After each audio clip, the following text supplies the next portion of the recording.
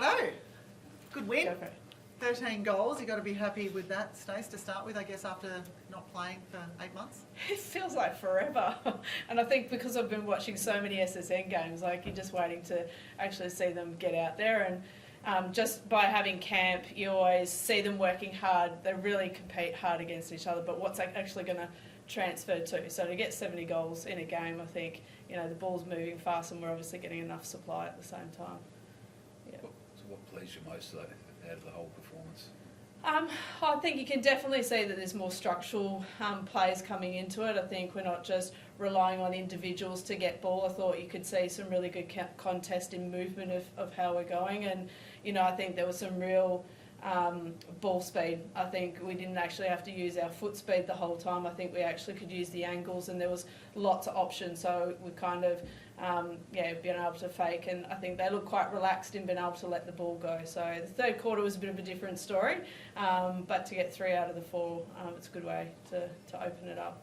Talk us through the third quarter then. So what was said at half time, and then what did you make of that third quarter? What happened? Yeah, pretty much. We know that we've been against England a couple of times and they've always come out harder in the third quarter, and I think there was more physical presence in their setups, and I thought we just became a little bit stagnant, and when you get stagnant, all lines of movement sort of stopped a bit. So I think we could get off the body a bit earlier, use each other instead of just going a bit insular, and same with defence. I think we started to just get honed in on one as opposed to keeping our vision up, but the pleasing thing is they switched that around in the fourth. So you know, this is the part where they haven't played a lot together for a while, so they've got to get the ebbs and flows. There's no time out, so that's the other part. You can feel the momentum shifting, and you're kind of sitting there like, if it was SSN, you go, oh, that'd be a time out right now. But they've got to be able to communicate that, and I thought they adjusted pretty well. Any nervous moments when they get within 5 in the last quarter? I mean, it was an emphatic response after that, but yeah, what goes through your mind when they were... I don't think you ever feel comfortable on the sideline until that last sort of 5 minutes if you've got a bit of a margin. Because things can turn so quickly, and I think because you don't have that opportunity to halt the momentum, chat or anything like that, that's the part where you just got to be able to ride the wave. But I have, you know, confidence that they've got that, and when you can still rotate the combinations to get the impact at different times. Stacey, we talk a lot about the cycle at this time. You know, we've got no real big tournaments for a couple of years. So what's your thinking with this series then? Is it about opportunity for players and experience as much as possible? A bit of both. I think we've got to keep solidifying certain things. Even with the defenders like Sarah and Sunday haven't played a starting line rotation, I don't think, before, or haven't played longevity in that. So they've been in the squad together, but be able to put that combination and see what it can really do was pleasing. We've got some youth coming through. They've literally had 2 match play opportunities at training. So what was great is we've seen the skill sets in SSN. That's why they were selected. We've seen it come into the training, and what they bring really works with us. So it's been able to give them confidence and time to be able to get there and pick where when they can put them out there and they're going to thrive, as opposed to have an experience that then challenges the confidence at the end of the day. Just the 2 changes made, if I'm right in saying that, Yep. Ellis and Maloney. We'll get to Ellis in a minute. As a player, Sarah, is that a good thing? Is it nice to be able to get out there and have some solid time to work on those new combinations or whatever it is at the time? Yeah, absolutely. And I guess, you know, England threw lots of different shooters at me as well. So it is hard to kind of build over a short amount of time. So, I think it was really nice to, you know, develop that combination with Sunday, like Stace was saying, but then also good to have that mix with Maloney coming on. I think variety is really good, but it's also good to, you know, play that longevity of the game to see how we can build pressure, because as a defender, you know, those turnovers normally come towards the end. So, yes, that was positive to see.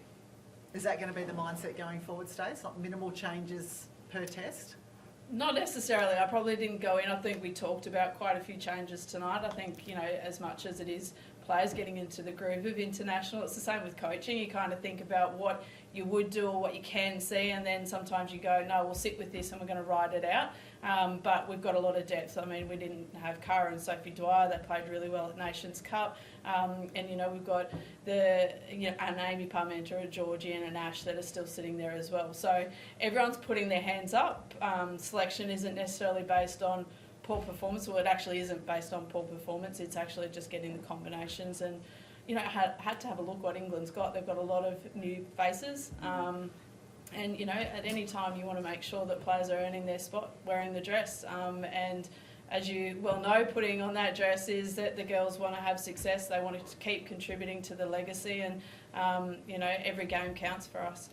I did almost cry when there was no Georgie Hodges announced in this I think, squad. I think a But- few people did. Right, yeah, you're a killer. Yeah. But great to see Rudy Ellis out on the court. But can you explain to us how she ended up on court when she wasn't even announced in that original squad and only an invitee a month later? What's she been up to that we don't know about? Yeah, I think that's the unique part is I think SSN really gives you that invitation into the Diamonds, and then once you come in, what do you do with that opportunity? And, you know, she's got great athleticism, she can get up in the air, and I think, you know, we just saw some things that she's been able to connect and, you know, be able to really reposition. There's things, and she's green and she's still evolving, but she really took on the opportunity to have a presence, and, you know, that's the part she's been able to contribute in conversation, and she's learning every time she steps out. So I've seen a few come in this last camp to go, you know what, you don't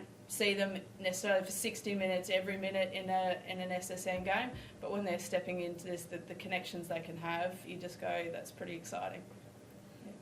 Can I just ask one, a bit separate from the actual game tonight? Obviously, what Glasgow announced is the 2026 Commonwealth Games, the sports will get reduced. An uncertain future for many sports. Just in the grand scheme of netball, how important is the Commonwealth game, not just for the Diamonds, but for the sport itself?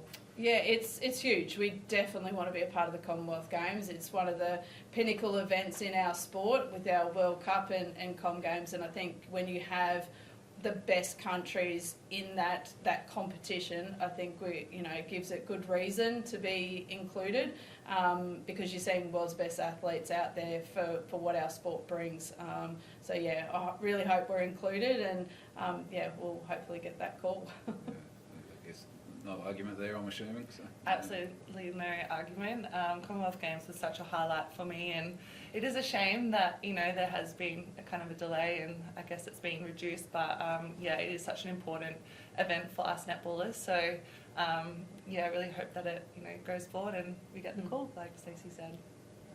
Last one from me. What's the next couple of days look like for you before you hit Sydney? Yeah, it's a really quick turnaround. So tomorrow we'll do our review, jump on the plane, get to Sydney, pretty much have a captain to run a light turnover, and then back into another game. So this is the part that's exciting about international netball. You've got to be able to really take on the information and then be able to go back out and do it, and you know, be able to apply different things. I think England learnt some things about themselves as to how they will attack us, and I think we can take that learning to make sure we're ready for those changes. Off the back of that game then, what's the focus going to the second one?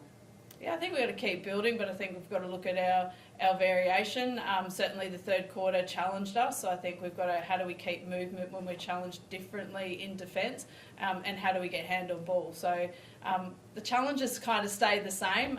It's the consistency and how you do it through those 5-minute blocks of the quarter. Thank you for your Well time. done, ladies. Thanks. Thank you. Thank you. Good start.